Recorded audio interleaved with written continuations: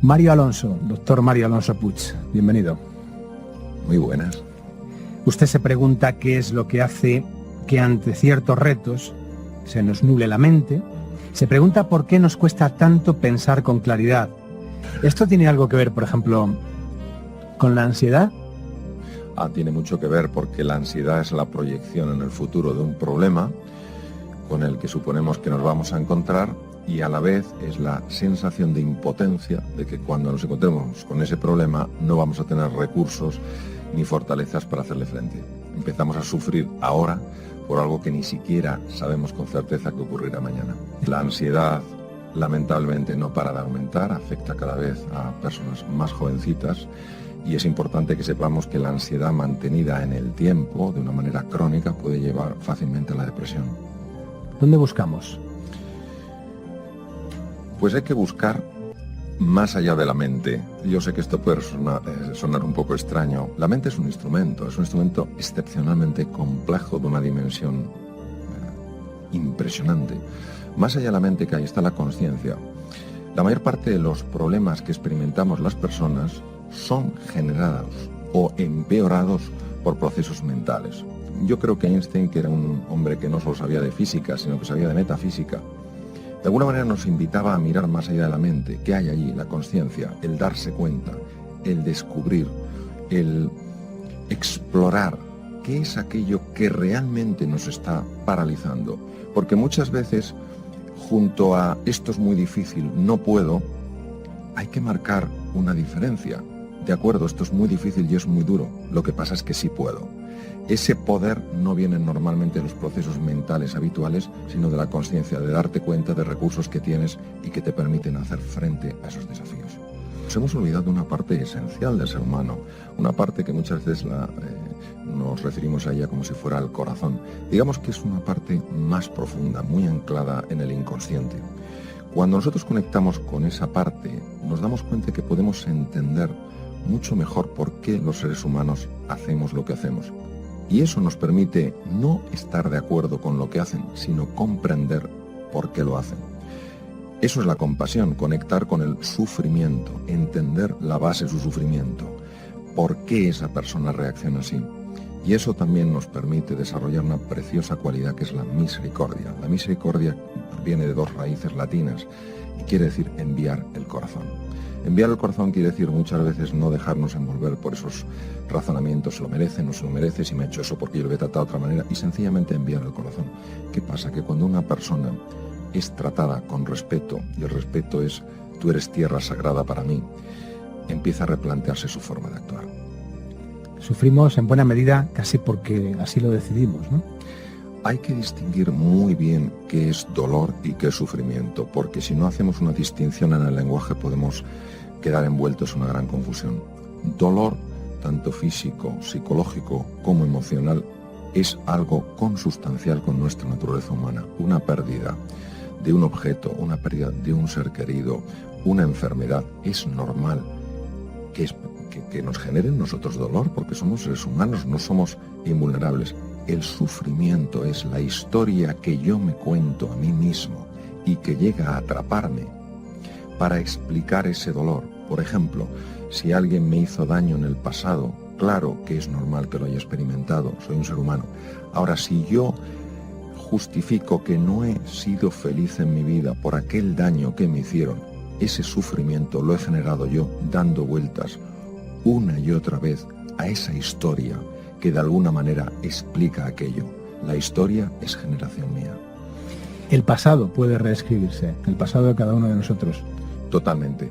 Es inamovible en tanto que le demos una presencia en nuestra vida que la haga inamovible. Si yo me paso la vida mirando hacia detrás, es muy difícil que mire hacia adelante. El problema con el pasado es que muchas veces nos esclaviza. Lo que podría servirnos es para informarnos, para orientarnos y para prevenirnos, pero no para determinar nuestro futuro, porque si no, nosotros no tenemos un futuro, tenemos una simple proyección del pasado en el futuro. Eso es casi tanto como decir que el pasado no fue exactamente como creemos, que no fue del todo real, que fue otro distinto. Bueno, ese es un comentario de una tremenda profundidad por lo siguiente. Los estudios modernos que hay sobre la memoria nos vienen a decir que la memoria es bastante poco fiable, porque mezclamos unos contextos con otros, unos hechos con otros. Y claro, luego que nuestro mapa para viajar sea un instrumento, una facultad de dudosa fiabilidad, pues es un poco arriesgado. En nuestra ingenuidad hemos olvidado que bajo nuestro mundo de razón yace otro enterrado. Y ese es el que tenemos que buscar, entiendo, ¿no? Sí, nos es difícil buscar debajo de ese mundo de razón porque, para empezar, no se nos ocurre que exista. Esto es como cuando se descubrían tumbas en Egipto. Qué difícil es creer que debajo de un árido desierto puede haber un tesoro de semejante envergadura. Jung fue una persona que conoció muy bien distintos estratos del ser humano y nos invitaba a eso. No os conforméis pensando que sois solo lo que veis. Sois mucho más de lo que veis. Lo que sois trasciende por completo lo que veis. Solo utilizamos el 10% de nuestro cerebro. Sí, no podemos saber qué porcentaje usamos, si es el 5, el 6 o el 10%, porque no sabemos cuál es el 100% de la capacidad máxima, por tanto no podemos saber el porcentaje. Lo que sí sabemos perfectamente es que el cerebro responde de una manera directa a la programación mental. Y hay programaciones mentales tremendamente limitantes. Hay personas muy inteligentes que cuando emocionalmente se bloquean no pueden ver una solución que tienen delante de los ojos.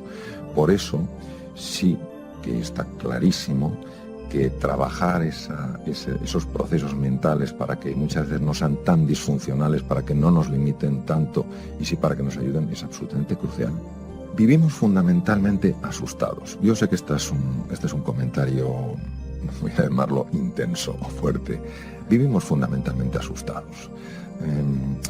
Ante cualquier cambio, ante cualquier cosa que no podemos predecir, nos genera una sensación tremenda de inquietud. Y hay que pasar del paradigma es una palabra griega que quiere decir forma de ver, hay que pasar del paradigma del miedo al paradigma de la confianza. ¿Por qué? Porque en la vida nos vamos a encontrar con retos que van a ser complejos y nadie puede quitar envergadura a estos retos porque lo son. Lo que pasa es que cuando junto al reto nosotros añadimos una sensación de impotencia, una sensación de desesperanza, o nos dedicamos a culpar o nos avergonzamos, sencillamente ya no tenemos un reto, ya tenemos un problema absolutamente insoluble. Las emociones que sentimos y que importan porque nos ayudan a resolver los problemas, tienen una procedencia clara y específica. Le pregunto de dónde vienen esas emociones, dónde se fraguan, cuándo. Pregunta muy difícil de resolver. Haré mi mejor aproximación. Algunas de las emociones que experimentamos son consecuencia directa del evento con el que nos estamos encontrando. Por ejemplo, si yo estoy haciendo una excursión, vamos a decir en África, y de repente me encuentro de frente con un león, la emoción que se pone en marcha es la natural, la lógica con el evento, con el hecho, que en este caso sería obviamente el miedo. Sin embargo, la mayor parte de las emociones que nosotros experimentamos y que nos limitan proceden de programaciones mentales que hemos generado cuando éramos pequeños y que operan en el inconsciente. ¿Qué quiere decir? Quiere decir que respondemos a ciertos retos con un nivel de miedo que no tiene ningún sentido si tenemos en cuenta nuestros recursos y nuestras capacidades para hacerles frente. Por eso, muchas de nuestras emociones que alteran nuestra forma de ver tienen que ver con la forma en la que nos hablamos a nosotros mismos sobre nosotros y sobre el mundo. Digamos que cuando éramos pequeños diseñamos, desarrollamos las mejores estrategias que se nos ocurrieron para evitar el dolor y para conseguir la recompensa. Ya de adultos, aplicar esas mismas estrategias muchas veces no tiene ningún sentido. Aprovechamos, doctor, si le parece, para distinguir entre emoción y estado de ánimo, que creo que hay una diferencia notable. Es una diferencia notable e importantísima de conocer. Es una diferencia fundamentalmente cronológica. Nosotros experimentamos emociones, tenemos emociones y vivimos en estados de ánimo. Claro, tener una emoción de desesperanza cuando te ha salido algo mal, por lo que algo que sin embargo llevas muchos años luchando por ello, pues eso, bueno, pasa, te puede llevar un día, te puede llevar a lo mejor 2 días, pero bueno, luego vuelves a tu estado de base. Cuando esa pérdida, ese, digamos, entre comillas, fracaso, es tan devastador que ya lo incorporas a tu vida y estás triste, deprimido durante meses, eso ya es un estado de ánimo. Necesitamos equilibrio y habla usted de 3 conceptos, de la resiliencia, la elasticidad y la homeostasis, ¿se dice así? Homeostasis, sí. ¿Qué Claro. significa cada una de esas? Sí. A ver, tanto la palabra estrés, que se usa mucho en medicina, como la palabra resiliencia, es una palabra muy extraña, es un vocablo anglosajón y que últimamente es muy popular. Ambas palabras las debemos al mundo de la metalurgia, proceden del mundo de los metales. La resiliencia es la resistencia que ofrece un metal a ser deformado. Si la vida nos da un disgusto, nos manda una prueba difícil y no nos doblamos, es decir, de alguna manera nos sentimos pequeños, incapaces, mostramos una gran resiliencia. ¿Qué es la homeostasis? La homeostasis es el conjunto de mecanismos que pone en marcha el ser humano para evitar salirse de ciertos puntos de referencia. Por ejemplo, la homeostasis hace que nuestra temperatura ni baje ni suba por encima de unos niveles. Hace que el pH, que es el grado de acidez de la sangre, no suba o baje más allá de ciertos niveles. ¿Por qué? Porque puede tener el efecto inmediato de paralizar las reacciones celulares y morir. Por eso la homeostasis es aprender a reequilibrarnos, tener un termostato que nos permita, cuando nos damos cuenta de que estamos siendo llevados a un lugar peligroso, coger y decir, no, yo tengo que reequilibrarme, tengo que volver a mi balance, a mi estado de centramiento, porque si no yo no voy a ser eficiente a la hora de hacer frente a los desafíos. Usted, en contra de la creencia general, afirma que el cerebro es maleable, que un adulto puede cambiar, que es posible hacerlo, ¿no? Sí, esto es una cosa que siempre me ha llamado la atención. Todo ser humano quiere cambiar y en su interior la mayor parte de ellos o de nosotros pensamos que no se puede cambiar. Cuando yo estudié medicina, hacía 30 y pico años, recuerdo muy bien en psicología que se decía que la personalidad estaba definida a los 7 años. Y claro, uno decía, oye, yo es que soy mayor, pues lo sentimos mucho, pero ya es tarde. Y por otra parte, que las neuronas no se podían reproducir. Bien, hoy sabemos que la personalidad es totalmente maleable. No digo que sea fácilmente maleable, digo que es maleable. Y lo segundo, es cierto, las neuronas no se reproducen, sin embargo, sí se regeneran a partir de células madre que tenemos en las cavidades cerebrales llamadas ventrículos, emigran a ciertas áreas, de momento solo se han encontrado 2, bulbos olfativos e hipocampos, y generan nuevas neuronas. Pueden emigrar entre 500 y 1000 diarias y en 21 días se han convertido en neuronas.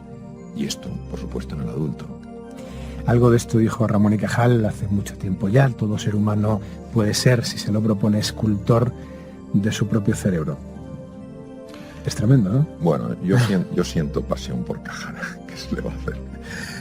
Porque es un hombre de tal talla que alguien que ganó el Premio Nobel de Medicina y Fisiología en 1906, cuando era imposible que lo ganara un español, estamos a tanta distancia científicamente a los alemanes, que es lo que ganaban, que eran los que lo ganaban siempre, que este hombre dijera que todo ser humano, si se lo propone, puede ser escultor de su propio cerebro, nos estaba diciendo que tenemos un poder extraordinario, que nos podemos reinventar, que nos podemos reconstruir, que no podemos decir, yo es que he nacido con poca capacidad, la vida no me va bien porque soy poco inteligente. No, si tú de verdad estás comprometido, si encuentras una palanca emocional de suficiente peso, naturalmente que te puedes reinventar.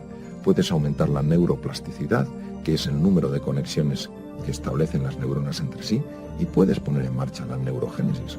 Claro, tengamos en cuenta que la neurogénesis, uno de los órganos, unas estructuras cerebrales en las que se genera, que son los hipocampos, es una neurogénesis importantísima, ya que los hipocampos tienen que ver con el aprendizaje, tienen que ver con la sensación de ilusión y tienen que ver con el control del pánico.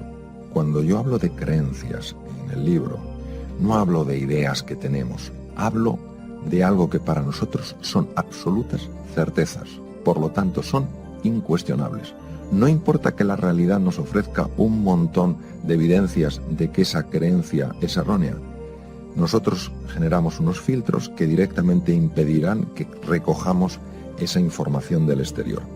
Estas certezas que están ancladas a nivel inconsciente y que muchas veces son totalmente desconocidas por nosotros, generan automáticamente formas particulares de valorar las situaciones que ocurren y por tanto sentimientos distintos. Por ejemplo, vamos a imaginar que yo tengo por cierto que soy una persona antipática, por cierto, y entro en una fiesta que me han invitado y veo una persona que desvía la mirada. En lugar de valorarlo de todas las maneras posibles que se puedan valorar, solo la valoraré de acuerdo a mi certeza inconsciente. ¿Cómo la valoraré? ¿Qué antipático le debo de resultar a esa persona para que ni siquiera me quiera mirar?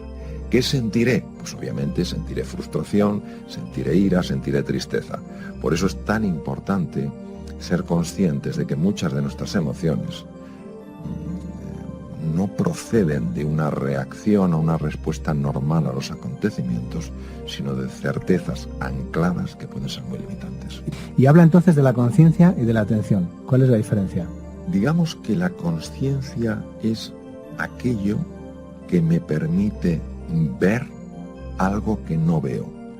La atención es la luz que al enfocarse en un sitio determinado me permite ver. Por ejemplo, si yo entro en una habitación a oscuras y yo soy la conciencia y alguien enciende una linterna, la atención es la linterna, yo soy la conciencia.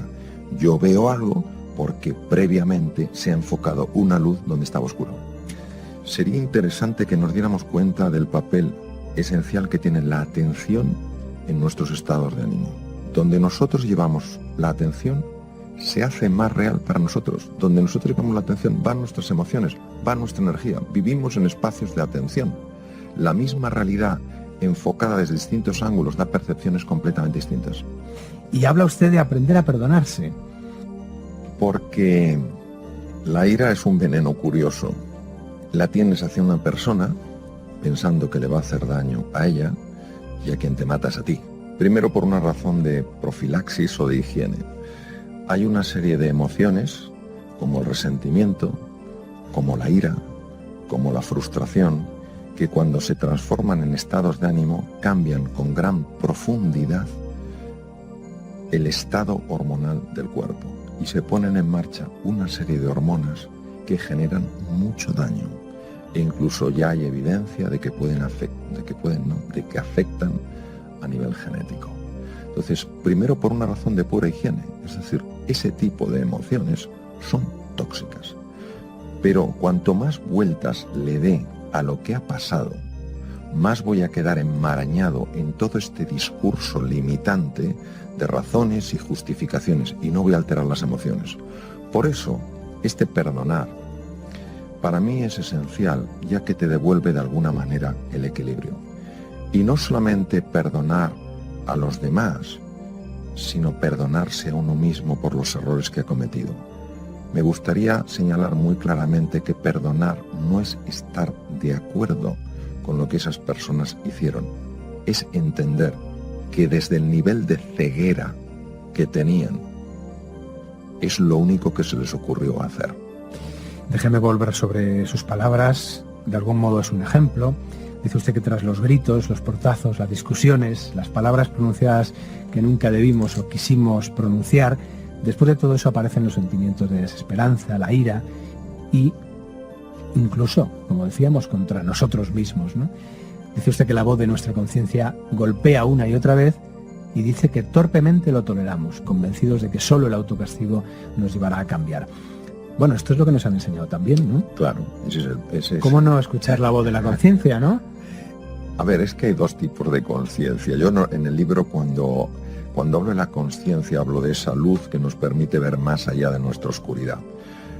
Ahora, cuando nosotros en el hablar cotidiano hablamos de la conciencia, muchas veces estamos hablando de una cosa completamente distinta. Creo que hay cosas que tenemos que aprender y creo que hay muchas cosas que tenemos que desaprender. Y pienso que Cuando el castigo es la única arma que tenemos, el efecto es bastante escaso. Cuando nuestro objetivo es la reeducación, entonces podemos conseguir mucho más efecto. Todo lo que sea generar sensación de culpa y sensación de vergüenza es muy limitante. Tú puedes sentirte triste por algo y como consecuencia de esa tristeza elegir cambiarlo. Si te sientes culpable, lo único que te pide el cuerpo muchas veces es aislarte para que nadie te vea. Bueno, curiosamente, claro, pasan los años y, como decíamos, ante situaciones similares la respuesta será siempre idéntica, el protocolo se repetirá. Y le pregunto por qué sigue todo igual. Voy a intentar explicarlo de la forma más visual posible. Vamos a imaginarnos que tenemos dentro de la cabeza un disco. Y ese disco tiene las características de una voz.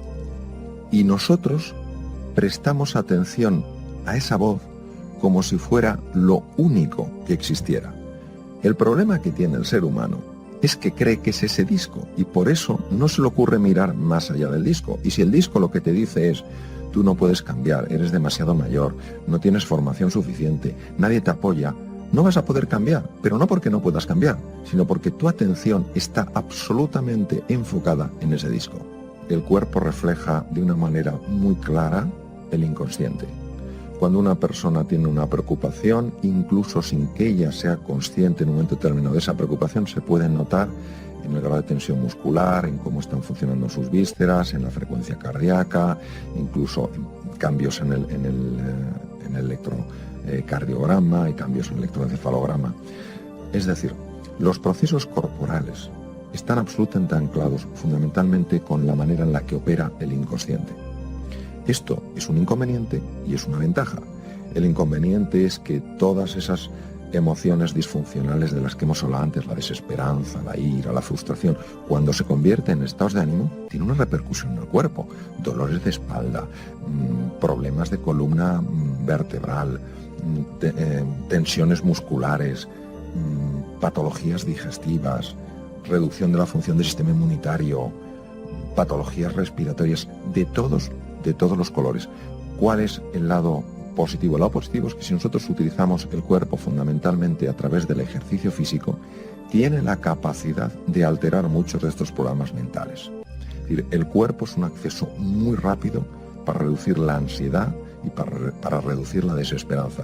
Por eso, desde la oportunidad que me ofrecen de hablar desde aquí, verdaderamente mando un mensaje de lo esencial que es ponerse en forma, hacer ejercicio, andar, salir de los estancamientos sedentarios en los que muchas veces nos metemos.